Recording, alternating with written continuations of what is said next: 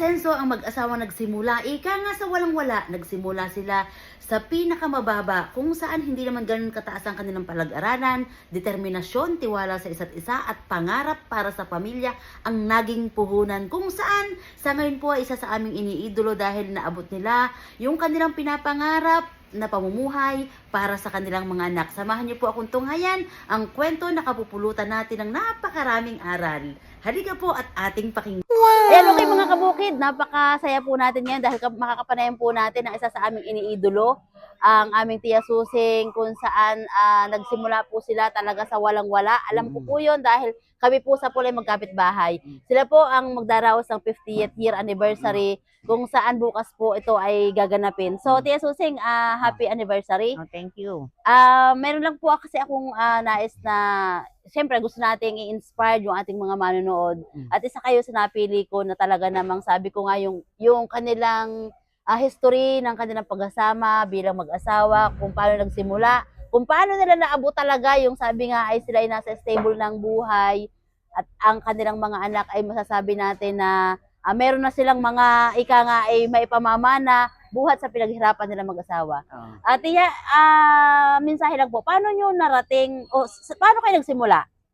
Kami nagsimula ng mag-asawa, pagkakasal namin, nagkawit ng itiyo. Ano po yun? Nagkakawit ng niyog. Yun po yung magkakawit ng niyog. Magkakawit ng niyog. Tapos ako nagsusuma ng kamuting kahoy, meron 300 pieces ang dala, inilalako niya doon sa pagkakawit. At pag kukubra, saka siya naniningil. Tapos ako may kaunting tindahan, namimili ako ng niyog, namimili ng balis, ng saging, at saka ako'y nananahipa. Lahat ng ikabubuhay, nagtitinda ako ng mga paayap, dala ko sa San Pablo, sa San Cristobal, Santa Elena, sunong namin, di na kami nadaan sa Bungoy, Amputik. Talagang kami nagsakripisyo, alang-alang sa aming mga supling.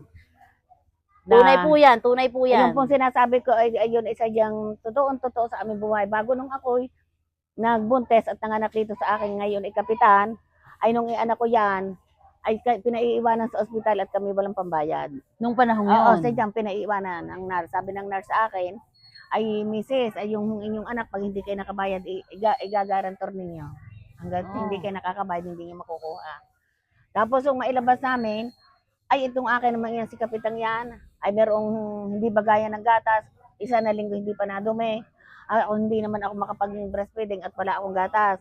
Ay kung ano-ano ng aking pinainom, ang binigay lang sa kanya ay Alaska Condensed. Ayan, kita niyo po, Alaska Condensed. Yun yung binabanaw. Binabanaw. 3 taon yan, sobra ng kaligalig. Talagang sa magdamag ay merong halos 1 oras lang kami natulog mag-asawa. Ang aking asawa na si Dumas ay alas 3 pa nabango na at nag-aararo.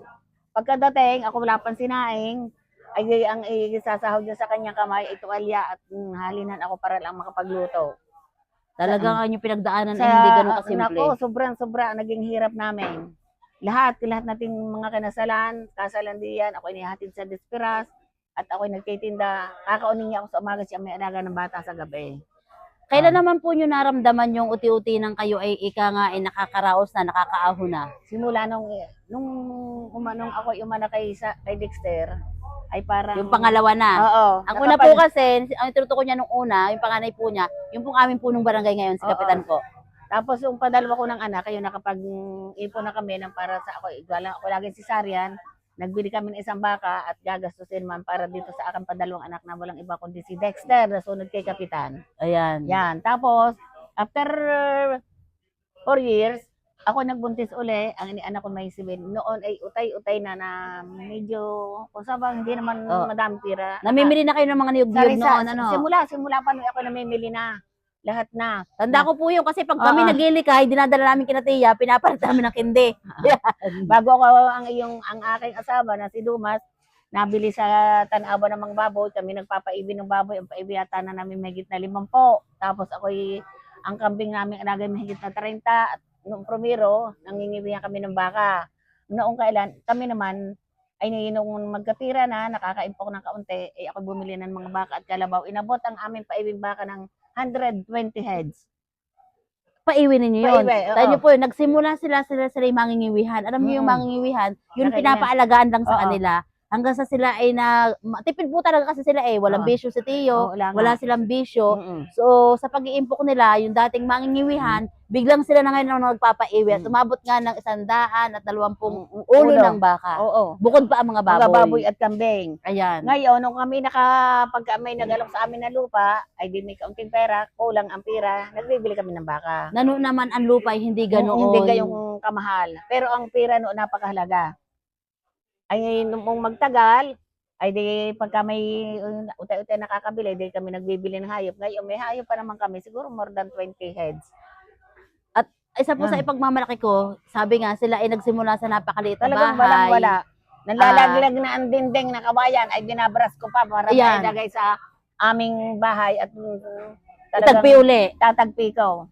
Na noon ay naninirikan. Ngayon po ay may malaki ng, kita nyo naman sa ating likod, ipinakita po natin yan, kabuuan niyan, na napakaganda at napakalaki. At meron na po silang naatikhang maraming porsyon ng lupain dito, sakahan, kung saan siguro pamamana sa kanyang mga Ay, anak. oo. Ay kayo na pa baga? Mm. Baka bahagi kaya ako? Basta yung amin nabiling lute, ay siguro ang nabili kong lute ay mahigit yatang pag hindi isa, 12, meron 3,000, 2,000 square meter. Nung panahong yon, magkano po yon? Aba, yung aming na doon sa Gibara, ay ako nagbibiyahe ng mga talong at kuwan, nakaipon kami ng pirang 120. Ay nabili ko yun ng mahigit 100,000. Na sabi ko sa aking asawa ay ata ng may inialok sa amin ni Kuya Gudo kung kaya namin bilhin, ay di nabili namin 3 hektarya. Nung panahong Oo, yon, ang bili lang namin may 100,000. tingnan po naman, kung gaano nila katalino na inilabas ang kanilang pinaghirapan noong panahong yon. Ngayon, milyon-milyon na po ang value niyan. Baka ngayon ay baka daw yung mga 20 million na. Ilan ma po ang hindi masapagkukuha, siguro naman ay hindi naman to kalabisan, yung inyong naatikhan na lupain. Siguro yung maluang ay siguro mga 18 hectares. Kalahat, Oo, bago lahat na po yun. Aba, pira pa ang mga lute. Isipin nyo na, ang lute nasa 20 hectares. hihigit. Hihigit. May bago pa kami bilili ko di kapitan. Kaya po, sabi ko nga po sa inyo, ang kanilang pagsasama, hindi, nakaka-inspired sa mga tulad natin at lalo't doon sa mga nagsisimula. Basta ang perang pinaghirapan ninyo, hawakan ninyo at ilagay nyo sa tama. Tanyo po si Natia, nagsimula sila sa kubo, naninirikan. Ngayon masasabi natin na talaga sila isa sa mga pwede nating gawing inspirasyon sa ating buhay, pamilya, lalo doon sa mga bago nagsisimula, doon sa mga wala pang pamilya, mga dalagat binata. Gawin po natin silang halimbawa. Tiya, ano pong maipapayo po ninyo sa ating mga kabataan ngayon at saka doon sa mga babago nagsisimulang mag-asawa na parang sila hirap na hirap, parang sila gusto na agad sumuko. Ang maipapayo ko sa lahat na babago nagsisimula ay talagang sipag at tiyaga. At lalo higit ay ang pagsasama niyong mag-asawa na huwag laging mag-aaway at lagi kayong magkasundo. Para makita ng mga anak na ang kanilang magulang ay kanilang tularan. At noon ay ang aming halamanan sa Bulacan Dolores, ang hawak ko at ako ang nagmamanage ay 10 hektarya. Oo, 10 hektarya. Ano pong halaman yun? Mga talong. Araw-araw ako'y napitas ay 20 kilos. Ang isang plastic, inapitas ako ng 3 jeep. Araw-araw yon. Ang akin mag-araw ay kulang-kulang na 50. Na bukod dito, ang akin, ang asawa, siya naman na dito sa amin at siyang nagmamanage dito sa Kabatang. Ako ang nadayo kung saan. Ang dami namin dinayuhan na paghahalaman. Talagang sobrang naging hirap namin bago namin nakamit itong ganun. Hindi ko naman sinasabing kaming mayaman, kundi pagka nangailangan, may kaunting kumbaga, yung hirap nila, kita na nila. Ang resulta, yung kanilang naging hirap ng kabataan. Kaya, ang masasabi ko, ay ang aking mga anak, hindi naman napakaswerte, kundi may swerte dahil madami silang mamamana sa amin. Hindi po swerte, pero sobrang palad. At nagkamagulang ng katulad po nila. At saka ang mga anak ko, kaya ako'y tuwan-tuwa, sila'y sundon-sundo. Ang aking mga anak. Tunay po yan, kita po namin yan. Pag itong aking anak na sunod kay kapitan, kahit anong ginagawa, basta tinawagan ng kanyang kuya, kahit namimitas ng sitaw, ibabagsak na doon sa isang tabet, ako'y pupunta kay kuya. Ari namang nung ma-opera itong aking apong anak ni Dexter, ay balikbayan si Ineng, at siya dito magpipista, ay talagang hindi umatindang pista, at siya ay nakatutok sa kanyang pamangkin, at ibinigay niya ang ATM sa kanyang kuya. At sabi ko kay Dexter, Dexter, itakbo niyo sa Maynila, at bahala na tayo. Ang nagastos namin siguro doon, mga 250,000. Oo. Isipin nyo kung wala Oo. kayo noong ganung halaga. Ay siguro, ang po naman noon, di ang si Sunny nagbigay din, ay ang akin siguro may 130, gayan. At ito namang akin si Leia, ay napakabait din. At itong akin si asawa ni Kapitan, aray, talagang, At ang sisipag nila. ang sisipag, Sa totoo po. sadyang. At sa kanila masasabi ko wala silang mga bisyo. Wala Yun yung kaming isa sa mga sikreto bisyo. walang bisyo. Walang bisyo. Tapos tiya, isa pang tanong, ito ay napakahalaga. Paano kayo naging matatag yung pagkasama ninyo tumagal ng 50 years ninyong mag-asawa? Aba, ay kami ikuha, pagka halimbawa ako may ginagawa, at siya ay may ginagawa din, at kahit na panlalaking trabaho ko, siya nagkakawit, ay kami may bakang nagkakasta. Yung nagbababa, meron sa maghapon pabababa ko 5 na baka. Ako, pagkakatapos doon at may dadating uli, pinainom ko ng 3 beer at saka 5 itlog. Ang baka? Sadyang totoo yun. Oh. Ay ako ang pag siya wala at nagkakabit, nadating na alis siya madaling araw, nadating namang merong nadilim na, lahat ako nagmamanid sa amin. May tindahan pa ako na may miling walis ko. Ako magpakuha ng walis, merong 4 na jeep, 5 na walis, nire-repair pa namin. Talaga sabi nga hindi Sobrang naging hirap talagang. Hindi simple po yung kanilang pinagdaan, kaya sabi nga sana all nakakainggit, pero isipin din natin paano nila narating yun. Yun ay sadyang yun yung literal na dugo at pawis na kanilang pinagdaanan para lang marating yung estado na ganito. So, muli po Tia, happy anniversary. Thank you. Si Tio Dumas po ay nahihiyang humarap sa camera, pero pipilitin nating mapaharap kahit siya nandoon sa katayan ng baboy. Muli po, mensahe po sa ating mga nangangarap na tulad namin para maabot yung katulad ng inyong estado ngayon. Oo.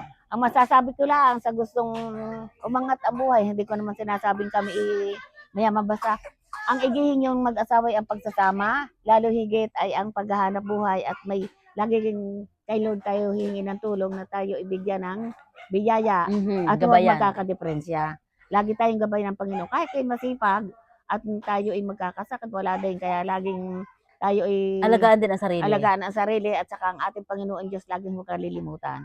Okay po. Sige. Napakaganda pong mensahe. Muli po mga kabukid, si Tia Susing po, sila po yung magdaraos ng 50th year anniversary, kung saan sila din po napili ko na napakagandang inspirasyon para sa atin, dahil kita nga po namin paano sila nagsimula mula sa pinakamaliit hanggang sa ngayon tinitingila na namin, pero walang nagbago. Sila po ay down to earth pa rin, magaling makisama.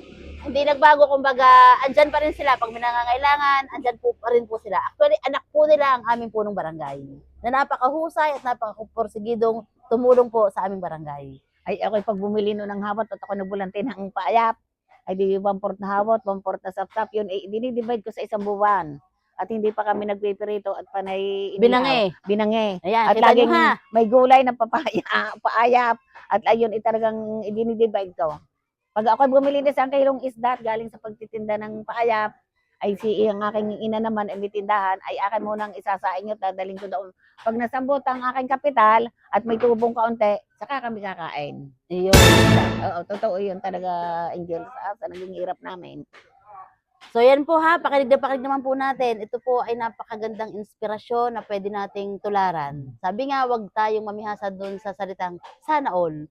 So gayahin po natin yung kanilang ginawa, porsigido, pananalig, sipag, tiyaga, at pinakamahalaga, dapat ating panghawakan yung ating pinaghirapan. Okay po. Tia, happy anniversary po sa inyo. Thank you. Okay po.